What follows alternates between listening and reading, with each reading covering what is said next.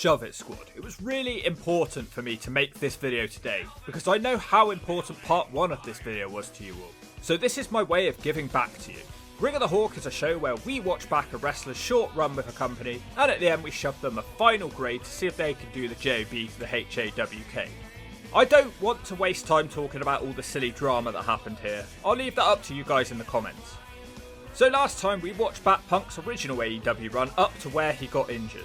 I gave him a B for that period of wrestling, so now we've got to watch the second half and see if it's better or worse, and if you don't agree with that, I'm going to start to curse. Punk makes his return to AEW on the first episode of Collision in June 2023.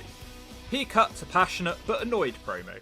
Match 1, Collision Trios match. Jay White and Juice Robinson team up the Samoan smashing machine Samo Joe to take on FTR and CM Punk. Interestingly, Punk was with this team for large parts of the first part of the video, and here they are again. The crowd have barely reacted to anyone else in this match, all they care about is CM Punk. Despite that, Punk does not start this match. They certainly keep us waiting in this one. When he does finally get tagged in, the crowd erupts. He assists on a middle rope power slam and gets a 2 count.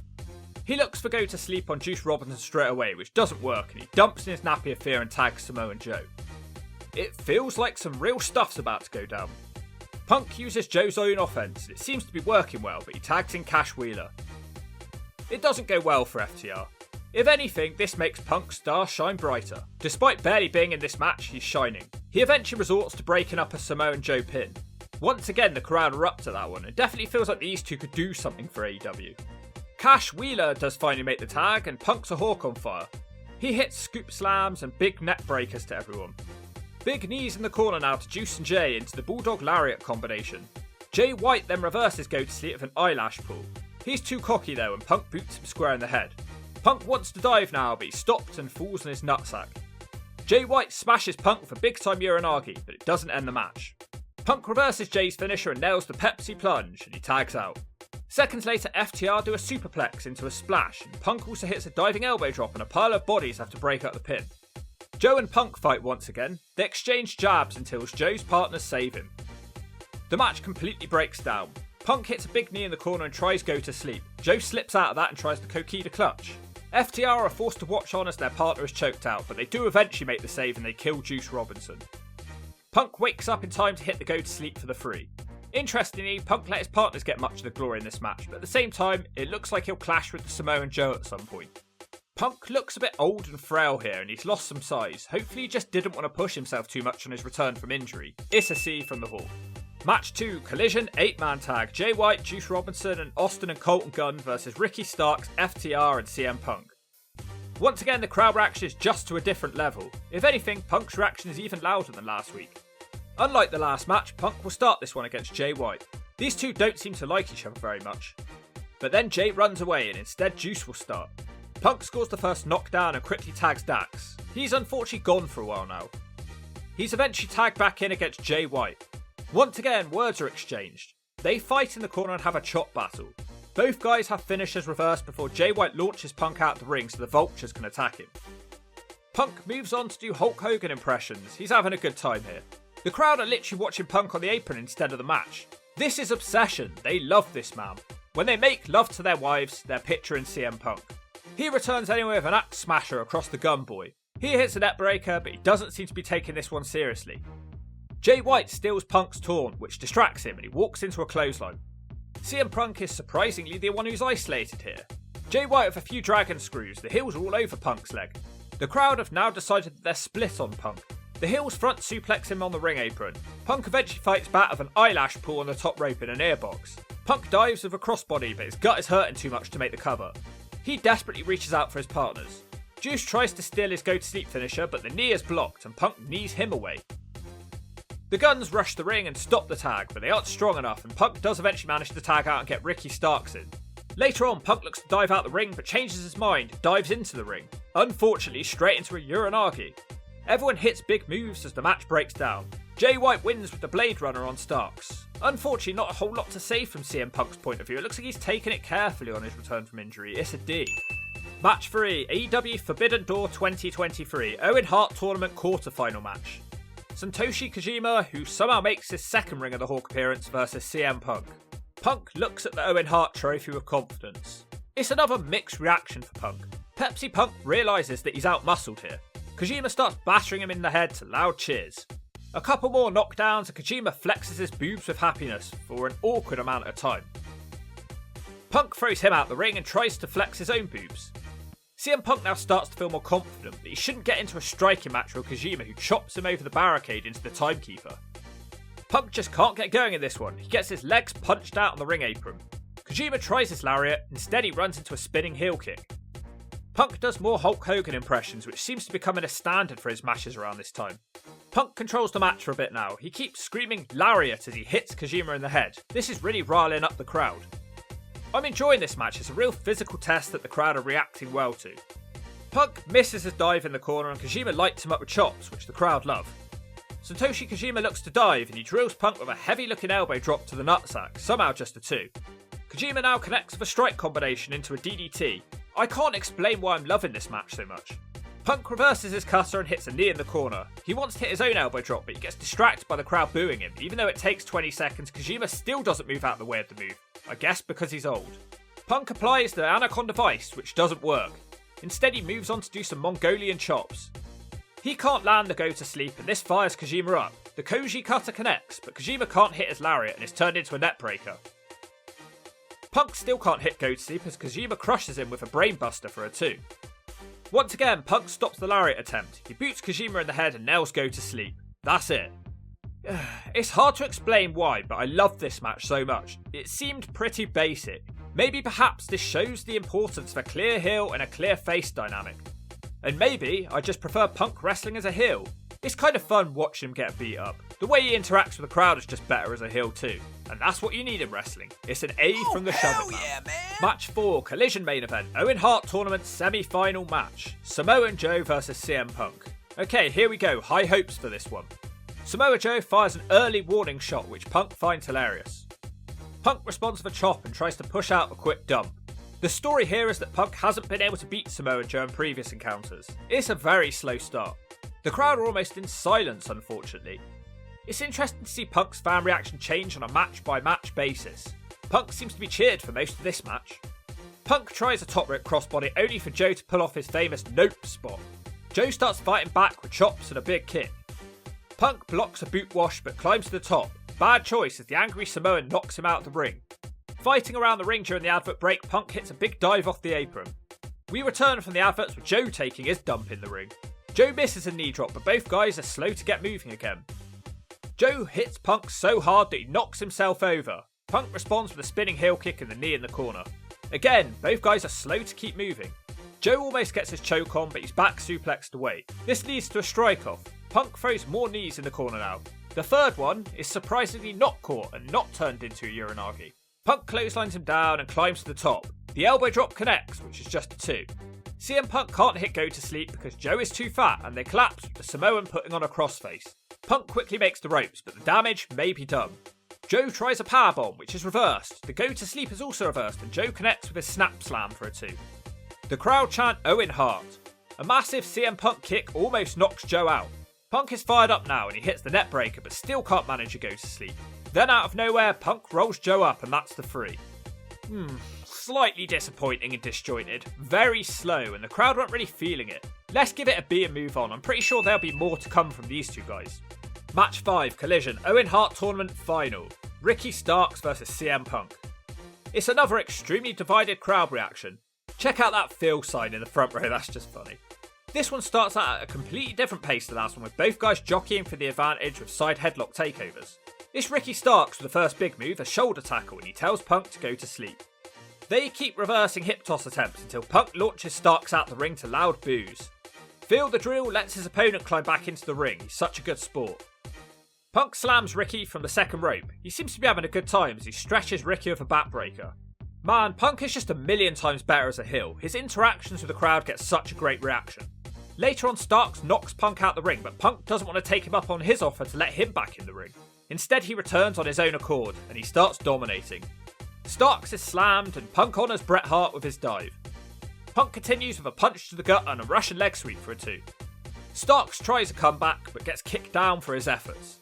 Punk tries another Bret Hart tribute, but this takes too long, and Starks jerks him off. The match continues. It's Starks with a big leg drop on the ring apron. He doesn't stay in control for long as Punk hits him with a stun gun. The story here is that Starks is such an underdog and he can't connect with anything. He can't connect with his DDT and he's almost beaten with a Mahi Stra Cradle. Moments later, Starks goes for the same DDT and this one does connect, but it's just a 2. Starks misses his next move as Punk smiles with happiness. The Pepsi twist gets Punk a 2 count. Now there's a double gut collision in the ring for the double down. When they wake up, they start hitting each other from their knees. Starks tries an Alabama slam, which has turned into a Punk power driver, perhaps another tribute to the Hearts. They might not be impressed though, because it's just a 2 count. Starks recovers and hits a sort of tackling spear, which knocks Punk out of the ring. He quickly returns to the ring with Starks trying another tackle. Punk almost rolls that through into submission, but he's too close to the ropes. That was a nice move. Punk does a Frankensteiner, which is slowly rolled over time and time again, ending with Starks eventually getting the pin. Huge upset. I wasn't expecting Ricky Starks to win this tournament. Fair play for Punk for putting him over. A good match which tried to tell a story, and Punk as a heel was just better. It's a B. Match 6, Collision main event tag. Christian Cage, who makes the girls rage with Luchasaurus, teams up with Ricky Starks to take on Darby Allin and CM Punk. It's interesting to see that when on Dynamite, Punk was always in the opener, but on Collision he's always the main event. Punk wants to start this one, but neither of his opponents seem to be up for it. Eventually it's Starks and Punk. Punk tries to roll him up straight away. Starks tags in Christian. Punk bounces his head around the ring. After successfully humiliating both his opponents, Punk tags in Darby Allin. They keep wrenching on Christian's arm and tag him back out. This happens for a while. Eventually Darby does stay in the ring. Later on, Punk throws himself out of the ring and he looks like he's having fun in this match. The match does finally turn when Punk gets distracted by Luchasaurus and Cage takes him out of a dropkick through the ropes. It's Punk who's isolated for ages. Ricky Starks hits him with a rope walk. Starks and Christian are finally getting on. Punk desperately hits a net breaker and he does make the tag to the Coffin Man. It doesn't really go much better for him and he's also isolated. Starks jerks Punk off the ring apron. It looks like they're teasing something with Punk and Luchasaurus. Punk is a bad partner. Darby does finally tag Punk, who's a hawk on fire after all the time stewing on the apron. He hits slams and drop kicks on everybody. He hits smiling knees on both guys into the Raisin combo. Punk can't believe that the Pepsi twist didn't beat Cage. When did that move ever beat anybody? Christian rolls through on a top rope crossbody for a 2. Now CM Punk stops Christian's next dive and throws him overhead and also drops the elbow. Ricky Starks has the tag. Punk and Starks keep reversing each other. Punk shuts him down with a boot to the head and tags Darby. Christian and Punk won't stop fighting, which leads to Punk hitting go to sleep on him on the outside. Meanwhile in the ring, Ricky Starks beats Darby Allin through cheating. Punk can't believe it. His record in AEW is getting battered here by this guy Ricky. This was alright. Punk did look pretty dumb with his choices in this match. I'll give him a C. So at this point, Punk pretty much starts his only major storyline of his second AEW run. Punk claims that he's the real AEW World Champion because, as you remember, my little friends, he never lost the title at the end of the last video. Instead, he vacated it when he got injured. So Punk has a new title and he covers it with an X because the X represents him. And he's still feuding with Ricky Starks, who wants that title. Match 7, Collision, real AEW World Title. Special referee is Ricky the Dragon Steamboat. The challenger is Ricky Starks versus the champion CM Punk. The crowd are once again completely split. I thought both of these guys were heels, I'm confused. Punk loves mocking Ricky's silly gimmick. Starks clears him from the ring and then invites him back into the ring just like Punk did in their original match. Nice storytelling. This one has a really slow pace. Punk eventually hits the Hogan leg drop. Starks hurts his eye and finally we get some heat to this match. Both guys are now seething, dumping in their nappies of anger and battering each other. Starks drags Punk out the ring and sends him into the crowd. Does that fan have a Nasty Boys t-shirt on in 2023? The Dragon separates Punk from Starks for being too aggressive. Back in the ring, Starks hits Punk with a stun gun and baseball slides Punk out of the ring. Ricky Starks is in full control now, slowly working Punk over. Punk manages a lucky crossbody before Starks shuts him down again. Starks with the rope walk now for a 1 count. Punk manages to block a big splash attempt, although I'm not sure why a 180 pounder thought a big splash would be a wise move choice. Punk comes close with a roll up before getting his block knocked off. He does finally manage a move now with a superplex. He's been really under the cosh in this match. After a net breaker, Punk starts fearing himself. He hits the knee in the corner into a bulldog for a 2. We get a botch now as Punk overshoots a diving crossbody. Starks rolls him into a 2 from that. Punk gets his own 2 as well. This one could go either way. CM Punk tries another knee in the corner which Starks catches and he powerbombs Punk. I'm surprised it took 7 matches for someone to catch his knee in the corner. Just a 2 count. Both guys take turns smashing into the corner. Punk almost rolls him up and then smashes him in the head with a kick. He can't hit the piledriver and Starks reverses it into an Alabama slam. Then there's a ref bump. Ricky has Punk pinned with his feet on the ropes. Steamboat stops that. Punk with a roll up and Steamboat climbs into the ring to count the 3. Unfortunately, it took a little bit of time for it to happen. That ending got a bit messy. This match was unnecessarily long and each match on this run just seems to be getting longer and longer. It doesn't equal a better match if it's longer. As far as this one goes, it was a B. It was good, it was just a bit messy. Match 8, Collision World Titles Trio match. The champions of the House of Black. They don't get an entrance, they're just shoved in the ring like 3 little dorks.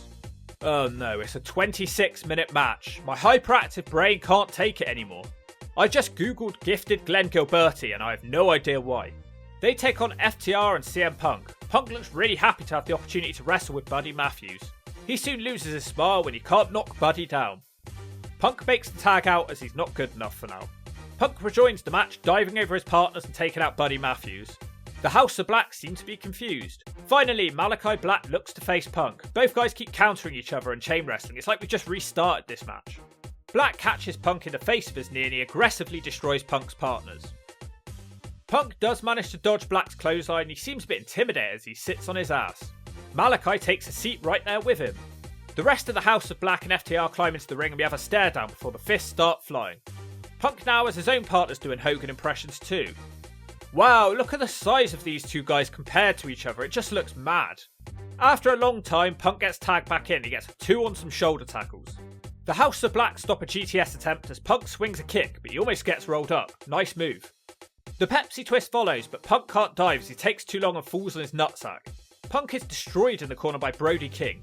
King beats Punk into the crowd. Luckily for Punk, Brody tags out. All 3 of these guys are dangerous though. Malachi Black starts hitting Punk with kicks. The match turns pretty chaotic. Punk managed to hit Buddy with Go to Sleep and he tags out.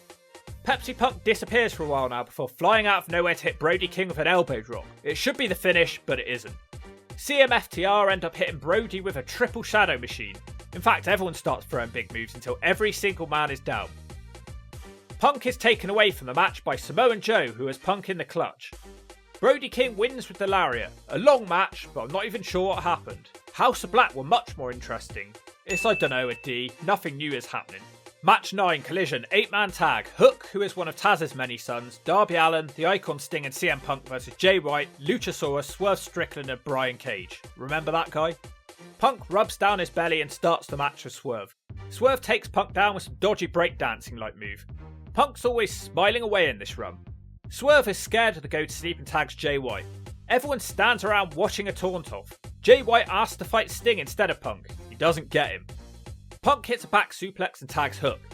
He returns against Luchasaurus. Christian trips him up from the outside, causing Punk to walk into a big boot. Punk is isolated by the heels. Not much is happening of note. Jay White does a backbreaker for a 2. Swerve Strickland hits Punk with some rolling suplexes. He misses his diving double foot stomp but can't claw his way to his partners quick enough. Instead, he managed to kick Swerve away and tags Taz's sub. It ends up going badly for him too. The crowd are more interested in chanting CM Punk sucks, even though he's just standing around on the apron. After 5 minutes, Hook tags Punk. He destroys Jay White and Swerve all on his own. The Raisin special follows. Punk does a Hogan ear cup and big boots the Luchasaurus. Pepsi Punk climbs to the top and sits around smiling for a while. He dives and drops the elbow and celebrates like the Heartbreak Kid. He shouldn't have bothered because Swerve takes him out. Punk wakes up and kicks Cage in the head. He also smashes Cage with a go to sleep while staring at Samoa Joe on commentary, and he puts on the submission and gets the tap out win whilst Joe dumps this thong with anger. As the show goes off the air, everyone fights. Why does CM Punk impersonate so many wrestlers? Let me know down in the comments, I'm not sure about that. It's a C. Match 10, final match, real AEW heavyweight title, AEW All In. Who's got the bag? The Hawk was actually in the arena for this match, and I'm looking forward to watching it back as I haven't done that yet. The challenger is Samoa Joe taking on CM Punk. Nobody in this audience is aware of what's been transpiring in the back. CM Punk walks out with a joyful look on his face. The fans seem split at first, but man, so many people in England remember Joe from his TNA days, which was on free TV back in the day. Punk is cocky whilst Joe seems focused. Punk puts on a side headlock, he still all smiles. Joe back suplexes him, but the headlock stays on. They head out of the ring and Joe gets on top. He seats Punk down and looks for a charge, which Punk avoids. As Joe smacks Punk time and time again, it becomes clear the crowd have made their decision. Joe tries the nope spot, which surprisingly Punk avoids, and he dives from the top with a hurricanrana. Punk throws himself out of the ring now, with Joe now successfully giving him the nope spot. The crowd loved that one. Joe does a football chant and hits Punk with a running boot on the outside.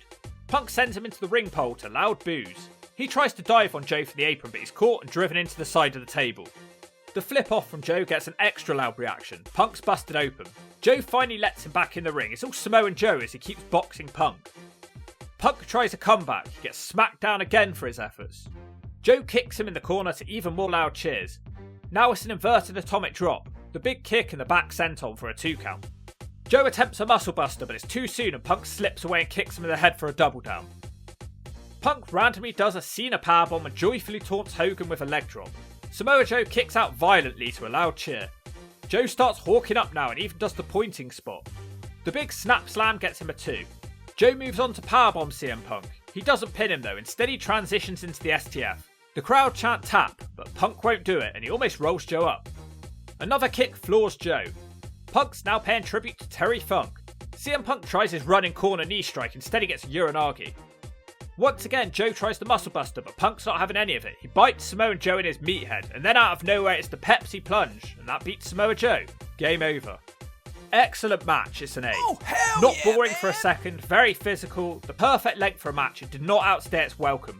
This match almost felt like a love letter to professional wrestling. It was as good on telly as it was live. Now, given what happens next, hindsight is a wonderful thing, and it's a shame Samoa Joe couldn't have won this match. As I said, I don't really want to talk about all the drama. It's clear that there's a passionate divide of both fans and haters of CM Punk. I'm neither. I'm just a stupid bird with a Hulk Hogan face smashed on top of it. Now we've got to shove CM Punk final grade for Ring of the Hawk Season 4. I actually think I enjoyed this run slightly more. He worked as a heel more often, which is just so much better. The matches were a bit shorter, but it was weaker on storylines, but it's not very surprising it only ran for about 2 months. I rate it slightly more than the last run. I still don't think it's an overall A, only 2 of these matches got an A, so a top tier B is the only way, and if you don't agree with that, show me your girl and I'll slay.